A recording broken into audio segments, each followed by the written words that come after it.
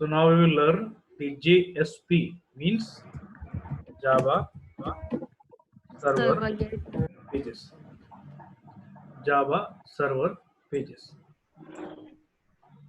ठीक है, the full form of JSP is Java Server Pages. देखो, सबसे पहले why Java required JSP? जावा ने JSP को क्यों बनाया? ऐसा सिंपल था क्या कि सारे काम जो भी J2EE में सारे काम हो रहे थे, whatever the work is going with J2EE, वो सारे काम किसके थ्रू हो रहे थे? सर्वलेट के थ्रू हो रहे थे। जावा ने सर्वलेट के लिए बहुत बड़ी लाइब्रेरीज बनाई थी, जिसके अंदर आपके क्लासेस, पैकेजेस, क्लासेस, मेथड्स थे, बहुत कुछ था, सब कुछ था सर्वलेट्स के अंदर। तो जावा ने अपनी वर्किंग को फास्ट करने के लिए और fast execution, fast and easy execution, you can say fast and easy execution के लिए जावा ने कहा हमें अपने डेवलपमेंट को और फास्ट करना है और तेजी लेके आना है, जिससे हमारा जो डेवलपमेंट है वो फास्ट हो जाए। और जो सबसे बड़ी बात है कि it should be very easy, ये बहुत आसान होना चाहिए। होता क्या है कि सर्वलेट में आपको कुछ चीजें फेस करनी पड़ती हैं। मैं आपको बता रहा हूँ, अगर आप सर्वलेट से कोई प्रोग्राम बनाते हो तो उसके लिए आपको पहले क्लास क्रिएट करनी पड़ती है। क्लास के अंदर आपको मेथड क्रिएट करना पड़ता है, जैसे पब्लिक वॉइड डू गेट या डू पोस्ट, ठीक है। मेथड क्रिएट करना पड़ता है, तब जाके आप कहीं कोडिंग लिखते हो। ये ठीक है? आपकी बात समझ में आ गई? हेलो? Yes sir. तो आपको अगर सर्वलेट में काम करना है, कुछ भी कोडिंग करनी है, तो आपको कोडिंग करने के लिए यू रिक्वायर्ड अ मेथड, और मेथड के लिए आपको क्लास बनानी पड़ती है सर्वलेट के अंदर, ठीक। दूसरा, एक तो ये बात हो गई। अब दूसरा एक और प्रॉब्लम आती है सर्वलेट में। जब आपको आउटपुट पेज डिस्प्ले करना है क्लाइंट के साइड पे, रिस्पॉन्स के बाद, होता क्या है ना, देखो इसे समझो आप। जब आप करोगे क्या, इसे मैं यहीं पे छोड़ रहा हूँ, अभी थोड़ा समझाता हूँ आपको। जब आप करोगे क्या, जैसे सपोज करो ये आपका क्लाइंट हो गया, ये सर्वर हो गया, ठीक। और ये आपका सपोज यहाँ पे वेब कंटेनर है, जिसके अंदर आपका सर्वलेट रखा हुआ है। तो ये रिक्वेस्ट करता है क्लाइंट सर्वर से, ये क्लाइंट है, ये सर्वर है। ये आपको खूब अच्छे से समझ में आ गया होगा आर्किटेक्चर। तो सर्वर क्या करता है? सर्वलेट को कॉल करता है, सर्वलेट इसके डाटा को प्रोसेस करता है। तो यहाँ पे क्या करेगा, क्लाइंट के डेटा पे सर्वलेट प्रोसेस करेगा। प्रोसेस करने के बाद यहाँ से आउटपुट के फॉर्म में एक HTML पेज जनरेट होता है, जो आउटपुट जाएगा क्लाइंट साइड पे। बात समझ में आ रही है आपको? जो क्लाइंट साइड पे आउटपुट का पेज जाएगा क्लाइंट साइड पे, ये पेज कैसे जनरेट होता है? इस पेज को बनाने के लिए आपको सारी कोडिंग सर्वलेट में करनी पड़ती है। आप लिखते हो आउट डॉट प्रिंट, ठीक। इसके अंदर आप HTML के कंटेंट लिखते हो, लाइक बोल्ड, हेलो, फिर आप बोल्ड को बंद करते हो, पहले बॉडी बनाते हो सर्वलेट की। आपने देखा होगा नेटबीन्स में, या पूरा HTML क्रिएट करना पड़ता है यहाँ पे, HTML, फिर यहाँ पे बॉडी क्रिएट करनी पड़ती है, ठीक है। फिर इसके अंदर आपको लिखना पड़ता है, यानी जो भी पेज आप बनाओगे रन टाइम पे क्लाइंट साइड को डिस्प्ले करने के लिए, तो सबकी कोडिंग आपको कहाँ करनी पड़ती है? आउट डॉट प्रिंटलन के अंदर। ये बात समझ में आ गई आपको? देखो मैं दिखाता हूँ। ये चीज मैंने, ये कहाँ से आपको समझ में आएगी? हम लोग ने अभी तक जितने भी प्रोग्राम बनाए, जैसे चाहे लॉगिन का बनाया हो, कोई भी प्रोग्राम जो हमने सर्वलेट बनाया है, मैं आपको शो कर देता हूँ आपके पिछले प्रोग्राम्स में, जिससे आपको आइडिया लगेगा कि ये जो है, जस्ट पेज, देखो जितने भी आप सर्वलेट देखोगे, चाहे माई सर्व देखो आप, जितने भी आपने सर्वलेट बनाए, इसके अंदर आप जो भी डेटा लिख रहे हो इसके अंदर लिख रहे हो, you have become the member successfully, इसके अंदर आपकी कोडिंग जाती है, ये कोडिंग जाती है। मैं जो कोड, ये देखो इस पेज में आप देख सकते हो जो HTML का पेज जनरेट होता है रिस्पॉन्स पे, उसकी कैसे बनता है HTML का पेज, वो सारी कोडिंग आपको out.println के अंदर करनी पड़ती है। ठीक है, यहाँ से क्या होगा, रिस्पॉन्स पेज जनरेट होगा। यहाँ से कौन सा पेज जनरेट होगा, ये वाला रिस्पॉन्स पेज, ये जो मैंने बताया आपको रिस्पॉन्स पेज। अब मान लो मैं चाह रहा हूँ कि रिस्पॉन्स पेज बहुत ज्यादा डिजाइनर हो, यानी आफ्टर, इसे बहुत अच्छे से समझना, पूरा प्रोसेस होने, जब क्लाइंट से रिक्वेस्ट जाएगी सर्वर पे तो HTML उसे प्रोसेस करेगा, प्रोसेस करने के बाद जो रिस्पॉन्स भेजे वो HTML क्लाइंट साइड पे, ये जो रिस्पॉन्स भेज रहा है ये वाला पेज, ये वाला पेज मैं चाह रहा हूँ बहुत ज्यादा कैसा हो, बहुत डिजाइनर हो, it should be very attractive and designer, इसके अंदर फ्लैश भी हो, इसके अंदर बहुत सारी इमेजेस भी हों, इसके अंदर बहुत सारे डायनेमिक कंटेंट भी हों, डायनेमिक कंटेंट्स भी हों, इसके अंदर बहुत सारे और कई चीजें हों इसी तरीके की। तो आपको इन सब की कोडिंग, अगर ये सब आपको इन्वॉल्व करना है रिस्पॉन्स पेज में, तो you should need to write code for each and everything in this manner. आपको ऐसे सब की कोडिंग करनी पड़ेगी। अब समझो, अगर आप फ्लैश इंक्लूड करना चाहते हो रिस्पॉन्स पेज में, इसमें फ्लैश हो, तो आपको इसके अंदर फ्लैश की कोडिंग करनी पड़ेगी। अगर आप चाहते हो इसके अंदर इमेजेस हो, तो आपको क्या करना पड़ेगा, इसके अंदर इमेजेस की कोडिंग करनी पड़ेगी। अगर आप चाहते हो डायनेमिक कंटेंट्स हो, तो इसके अंदर आपको डायनेमिक कंटेंट की कोडिंग करनी पड़ेगी। मींस कि whatever you want on the response page, you have to write the code for the response page in that manner.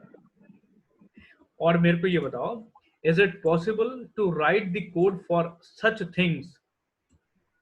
Is it possible to write code for flash?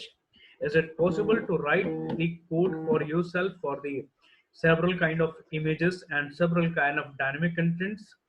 Is it feasible to write the it is feasible to write the code like that manner? Not. This is not feasible. Means with the servlet you cannot generate the attractive pages at the response time. Yes sir. ठीक है, तो अगर if you are using the servlet, तो दूसरा servlet का drawback आया, the second drawback, you cannot generate the rich content page, rich content dynamic page at the response time. तो दो प्रॉब्लम निकल के आई सर्वलेट से। पहला, whatever we want to write in a coding, we have to create the method in a servlet and we have to create the class in a servlet. Without making method or without creating class, we cannot make the code in a servlet. And the second disadvantage is that कि when after the processing at the server side, बहुत गौर से सुनो, after the processing at the server side, the response page is used to be very simple, which is generated by the HTML, because the response page is created by this manner. Means there is for the you have to write the code of the response page in out.println. Now this is your limitation. You cannot write the code for flash in such manner, you cannot write the code for the animation in such manner, you cannot make the rich graphics in writing the code in such manner. Means by the servlet you cannot provide the response page in terms of rich graphics. So this is the second advantage, disadvantages of servlet. Then Java decided that Java has to launch the another technology. This is called your JSP. For such kind of improvement, Java decided that Java will go for JSP, means Java Server Pages. How you can overcome with these disadvantages? Now there is another a disadvantage of servlet. After two, you can say there's a three disadvantage of servlet. That if there is a problem in your program, suppose if I'm going to miss the semicolon in that program, will this program execute?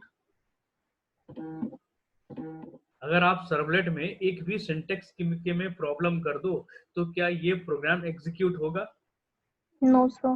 No, क्योंकि इसकी class पहले ये program compile होता है. Yes, Servlet sir. used to compile first because servlet basically .java program. See here, Yes, sir. servlet basically .java program, and every .java program need to be compiled first. Yes, sir. So if there is any syntax error like semicolon missing and or any other else syntax missing, then Yes, sir. your servlet program will not going to execute. Is it clear? Yes, sir. तो main आपने देखे तीन disadvantages हैं servlet के. With servlet you required much coding. With servlet rich graphics does not supported by the servlet. The third disadvantage is कि servlet used to compile first. If there is any kind of error, even a small error, your program will not going to be execute. अब इन्हीं तीनों disadvantages पे हम लोग बात करते हैं. Now Java has comes with JSP. So first, with JSP, you have to reduce the code up to 60 to 70%.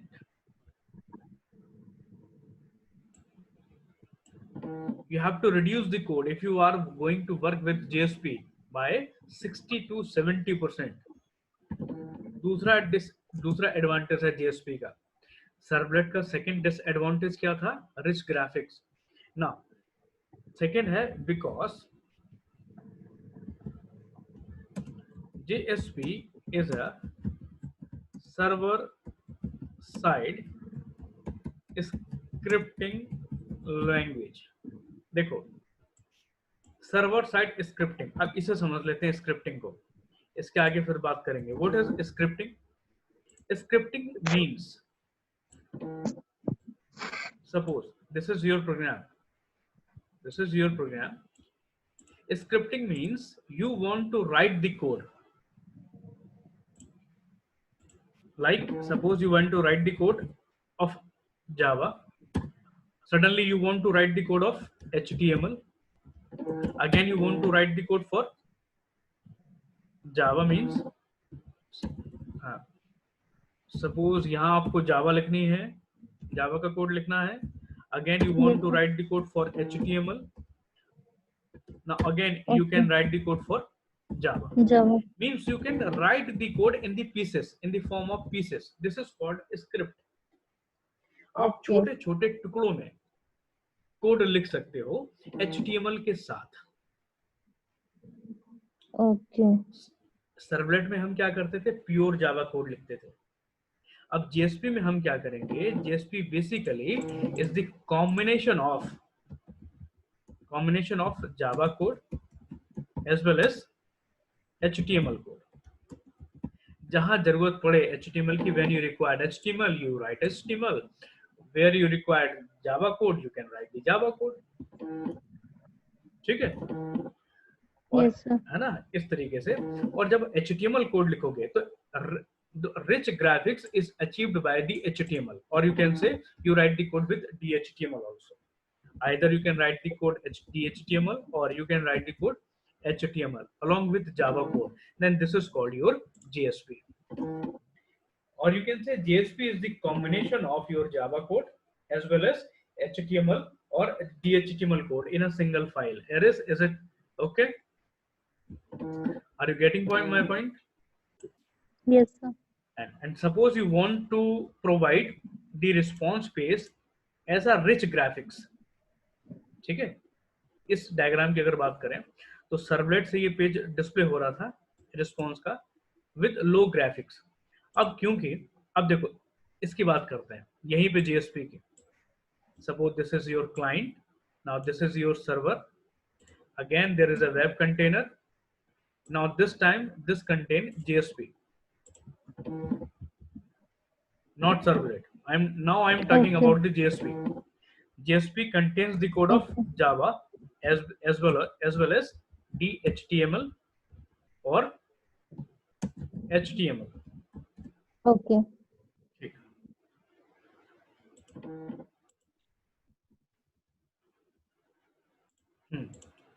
अभी देखो क्या होगा। When client makes request with the server, data received by the JSP just like servlet. After processing, JSP can provide the response at the client side in a very rich graphics manner. तो जितना भी इसके अंदर HTML और DHTML का code होगा वो HTML या DHTML का कोड जो होगा वो क्लाइंट पे जाके एग्जीक्यूट हो जाएगा और यहाँ बचेगा सिर्फ जावा का। सेम फाइल में, सिंगल फाइल में दोनों कोड है। Single file contain both the code Java as well as HTML or DHTML, and at the time of execution at the server side, these code will execute and a response is generated through the HTML and DHTML page only. And the Java code is reside at the server side only. तो जब execution होगा तो जावा का code server पे रुकेगा और client side पे display होगा किसका कोड है, HTML का और DHTML का, जो आप जनरेट करेगा रिच ग्राफिक्स। ये समझ आ गया आपको? Yes, sir. सर फिर से एक बार एक्सप्लेन कर दीजिए। अब एक चीज समझो, for Yes, sir. creation of HTML plus DHTML page, or you can say HTML or DHTML Yes, sir. page, there are several software Yes, sir. in which you can design your page. ठीक है? तो you can Yes, sir. design your JSP by HTML or DHTML. There are a lot of software are there, like Dreamweaver is there. Like you can say there is very famous software for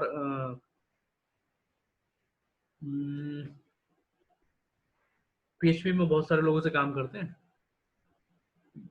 graphics design करने के लिए। याद है किसी को? Laravel, उससे भी आप डिजाइन कर सकते हो। और एक फ्रंट एंड आता था, उससे भी आप डिजाइन कर सकते हो।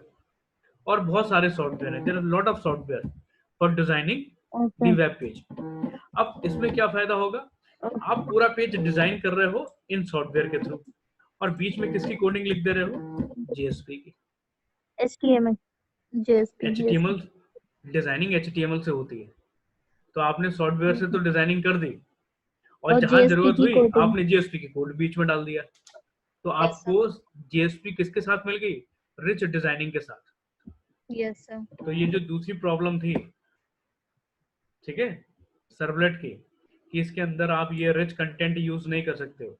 The second disadvantage has been removed by the JSP, means you can use the rich graphical content with JSP, Yes, sir. because JSP is always written by the HTML code. Okay. अब जो third disadvantage था कि अगर कोई भी error होगी, what is the third disadvantage, if there is any error, syntax error in the servlet, then your servlet is not going to be execute. JSP के साथ क्या है कि if there is any error in your JSP page, तब भी आपका ये HTML DHTML execute हो जाएगा, means your program is going to be execute. The statement which having the error, जो स्टेटमेंट है जिसमें प्रॉब्लम है वो एग्जीक्यूट नहीं होगा, but the entire part of your program is will going to execute, because your JSP page is the combination of two languages, one is HTML and second is Java. तो इसमें जावा में problem होगी तो बाकी entire page आपका display होगा। तो user को इसमें, अब यूजर के सामने एरर पेज ला दो, या यूजर के पास साथ डिजाइनिंग ले आओ और साथ में लिख दो कि भाई ये प्रॉब्लम है, तो यूजर कौन सा ज्यादा यूजर फ्रेंडली हुआ, ये वाला यस सर, जीएसपी यस वाला, ठीक है। यस सर, क्लियर हुआ थोड़ा बहुत? अभी यस प्रोग्राम सर, बनाएंगे तो समझ आ जाएगा। Now the thing is that, question is that, now the further the topic is that how we can write the GSP page, how we Okay. can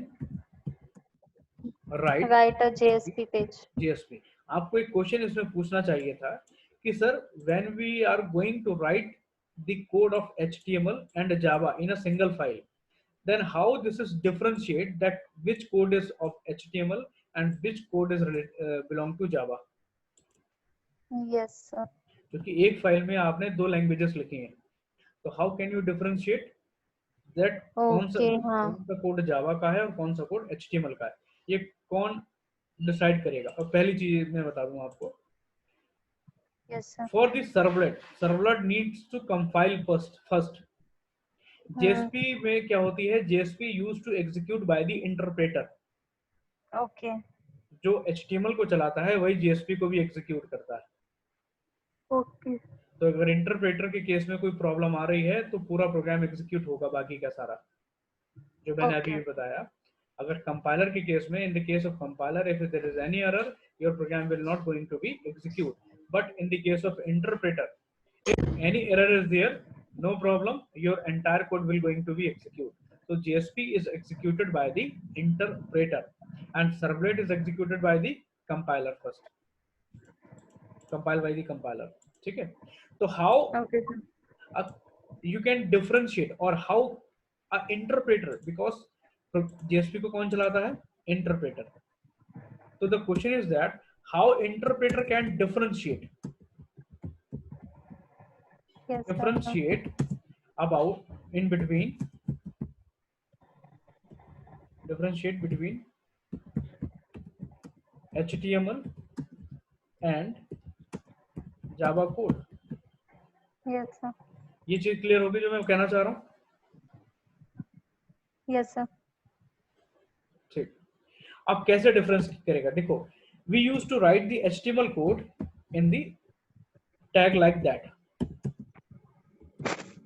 Yes sir. ठीक है, clear हो गया? We used to write the HTML code in Yes sir. this type of coding। Yes sir. This code is required for the HTML। Yes sir. Similarly, if you want to write the JSP, for JSP here you required some tag also, this is called script Sir. let's tag, this is called Yes. script let's tag। बहुत ध्यान से सुनना बाकी लोग, hello. Yes, sir. Okay okay. तो interpreter क्या समझता है? टैग्स को समझता है।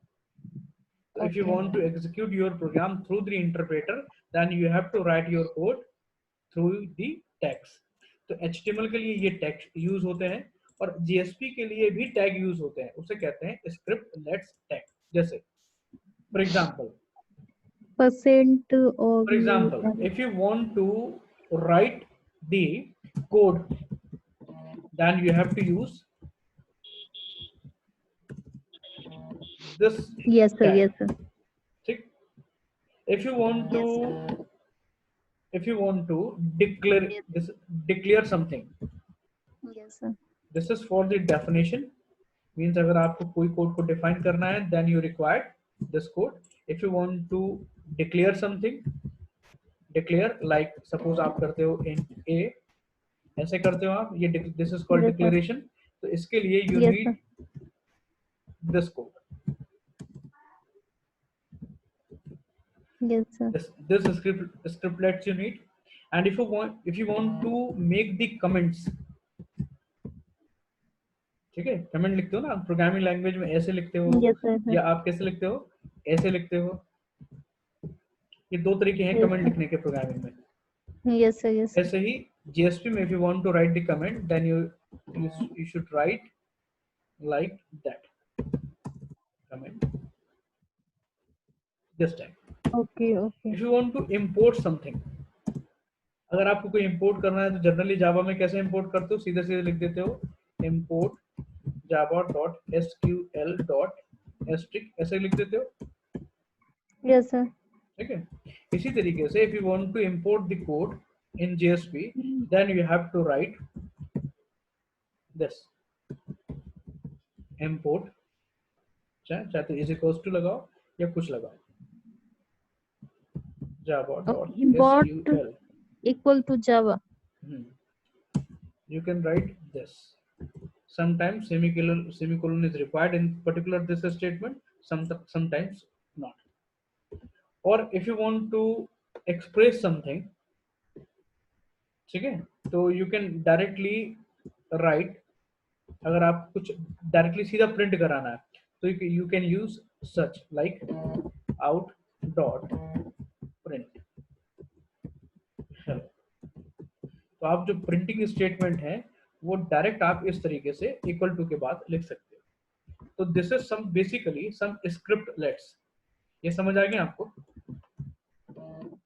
अब इन्हें यूज कैसे करेंगे ये तो पता लग गया कि these are the basic tag by which we used to write the JSP, ठीक है।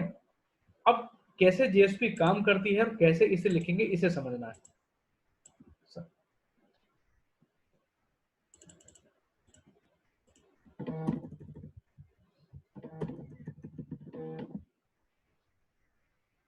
अभी आपने दो चीज सीखी कि व्हाट इज JSP, कि सर्वलेट के ड्रॉबैक्स क्या थे, JSP क्यों आई, because there are the drawback of the servlet.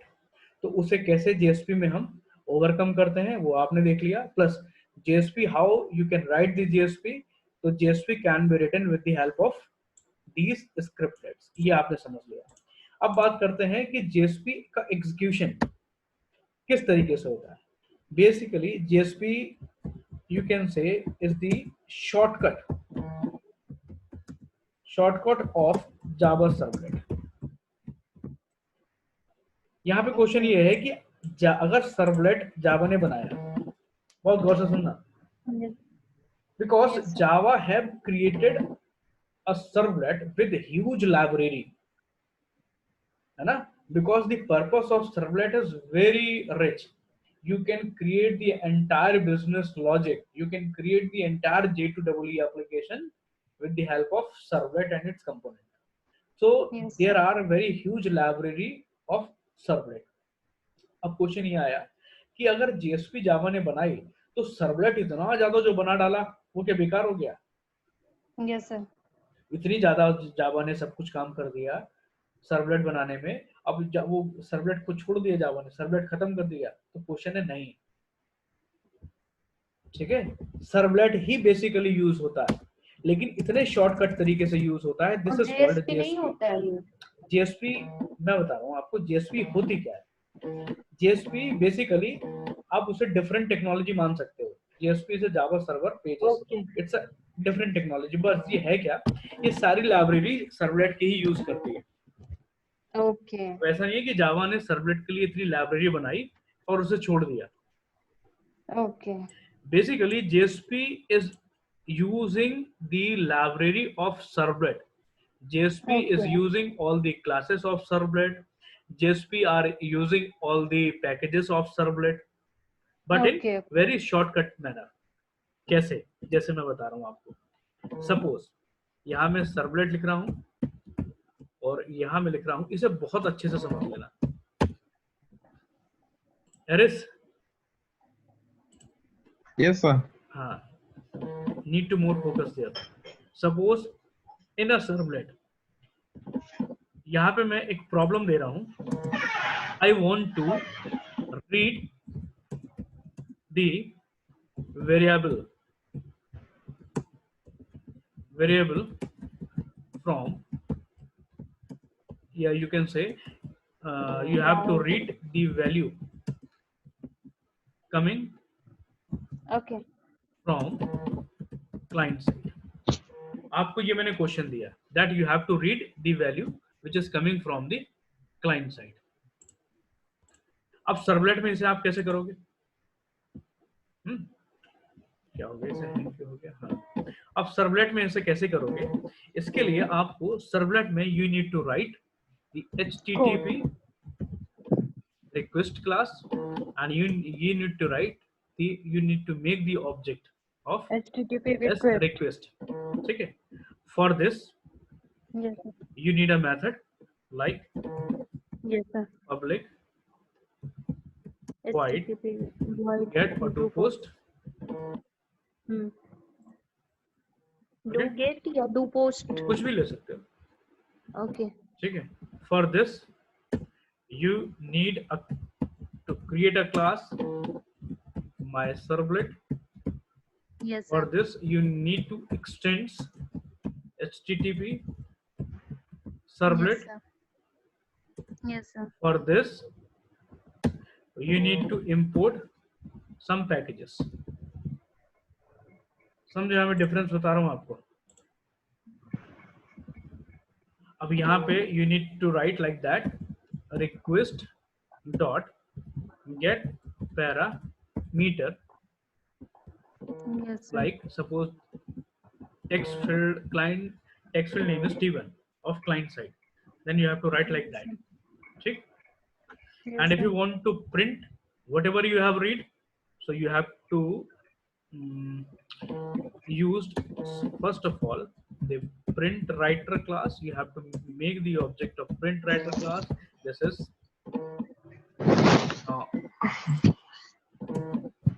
you also need response class.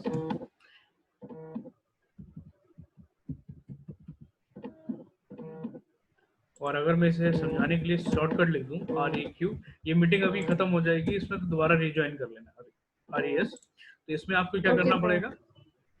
RES dot Yes. set content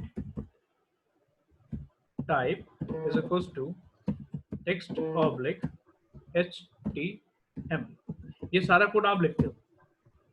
उसके बाद आप इसे प्रिंट कराओगे out dot print Print again. suppose